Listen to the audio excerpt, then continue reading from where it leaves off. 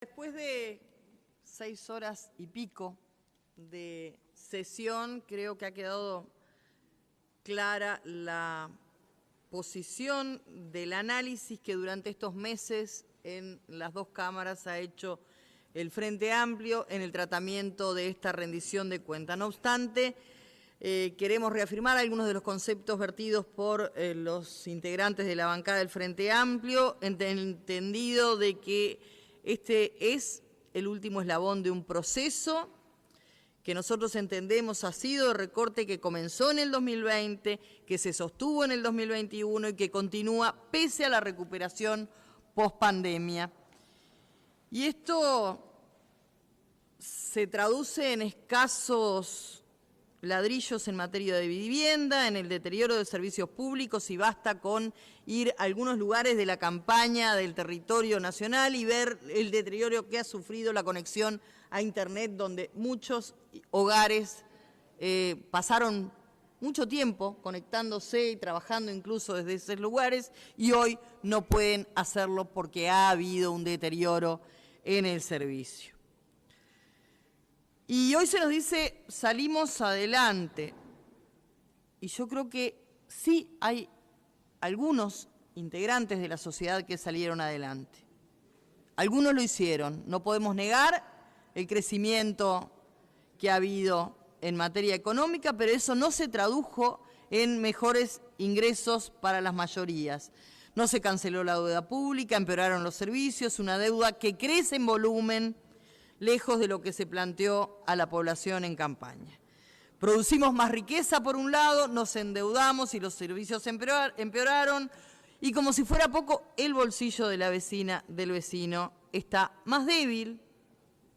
Por eso decimos, sí, hay quienes salieron adelante, pero la mayoría no lo hizo.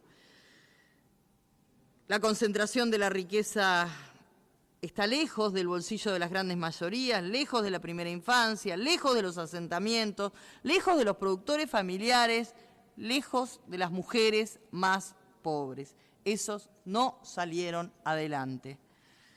Se nos pretende instalar un concepto de que se ordenaron las cuentas públicas y esa noción es la que toman, entre otros, algunos formadores de opinión pública, incluso algunas calificadoras de riesgo, pero también hay otros conceptos y otros referentes que tienen otra opinión al respecto.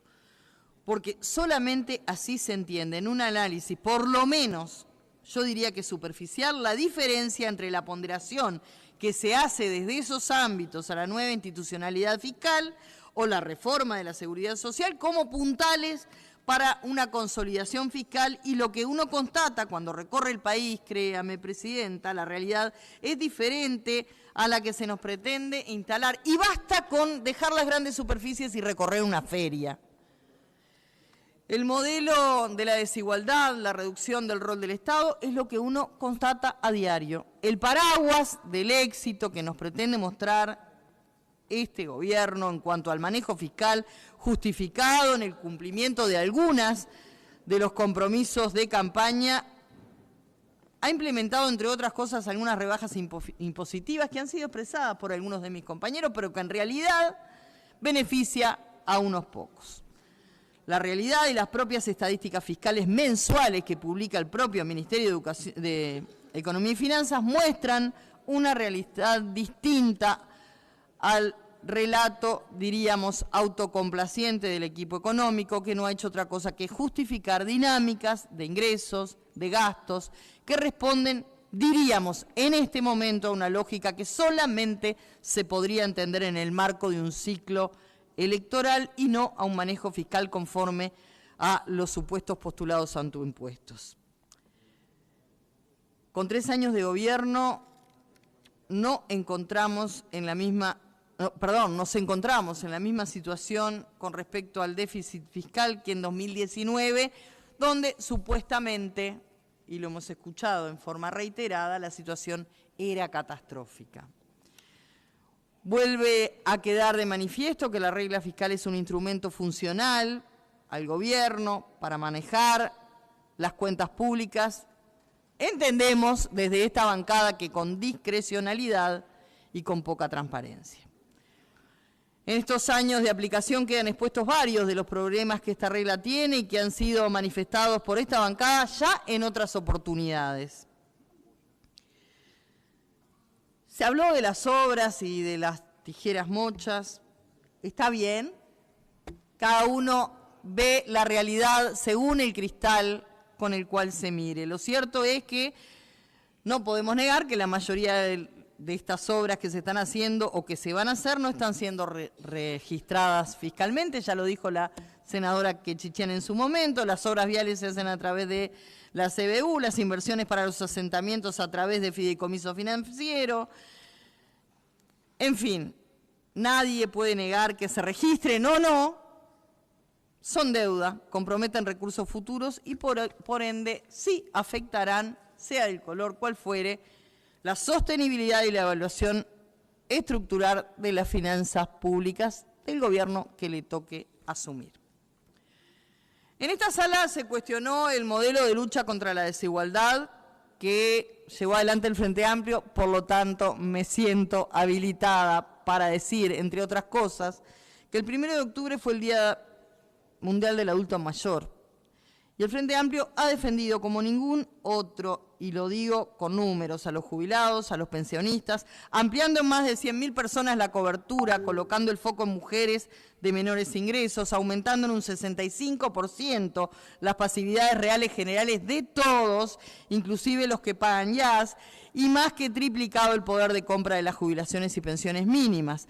Fue el Frente Amplio quien sacó a 55.000 personas mayores de la pobreza y no quienes, en definitiva, deterioraron sus pasividades durante estos 3 años y hoy apenas se busca como gran logro retomar y retornar al punto de partida 5 años después. Y como se mencionó por allí el tuit de algún economista al que respetamos y mucho, también me veo con la habilitación para mencionar a un economista al que no solamente respeto, aprecio, sino que también fue parte de este cuerpo, como es el senador Olesker, que hablando del contexto, llegamos a marzo de 2020, cuando asume este gobierno, con un proceso previo en el que es 2005. Hasta 2020 todas las pasividades aumentaron, salvo en 2020, muy levemente por debajo, por encima de los precios, llegando a un orden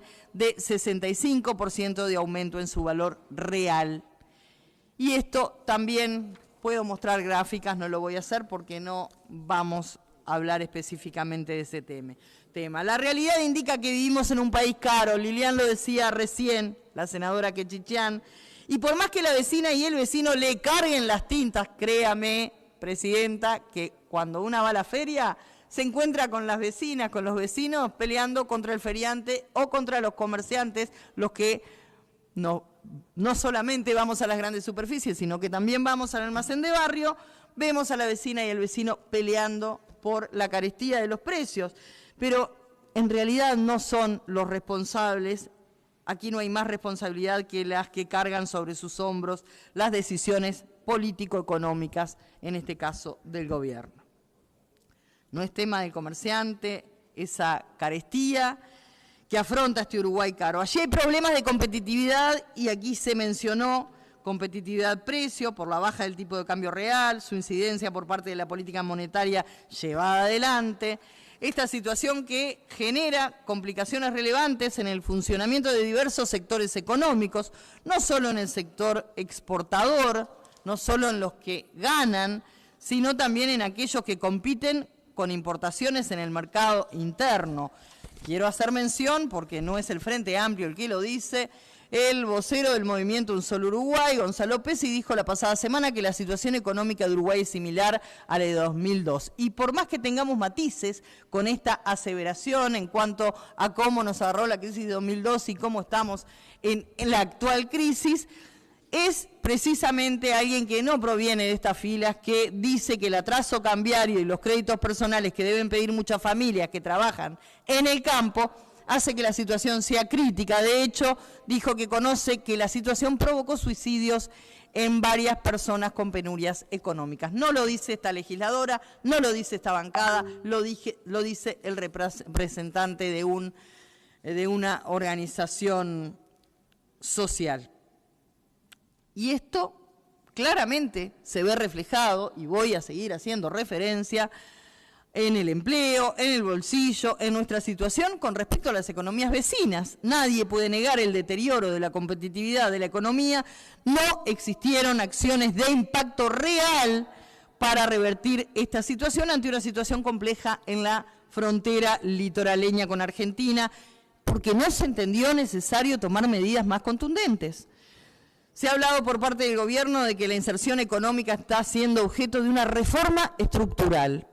Otro enunciado que nosotros entendemos está totalmente vacío de contenido. ¿Qué tenemos en realidad sobre la mesa?